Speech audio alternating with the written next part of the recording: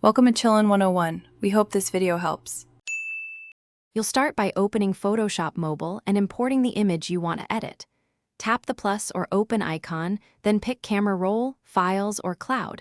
This ensures your source file is accessible. Once done, select the desired aspect ratio like 16, 9, or square because that controls composition. Make sure you're signed in to sync settings and presets.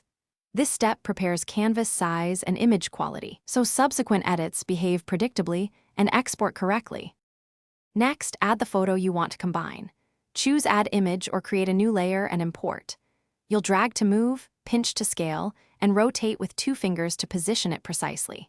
Then, make adjustments like opacity or blend modes so the new photo matches lighting and color. This is why blending matters. It avoids a pasted-on look. Once positioned, use masking or the eraser at low opacity for clean edges and to reveal the background where needed. To finish, apply final adjustments like crop, color correction, sharpening, and noise reduction so the image reads as one. Once satisfied, export via Save As or Share, choose JPEG or PNG, and set quality %. Higher % keeps detail but increases file size. If something looks wrong after export, make sure layer order is correct and that hidden layers aren't off. If elements vanish, flatten a copy and export that. It preserves layer composition.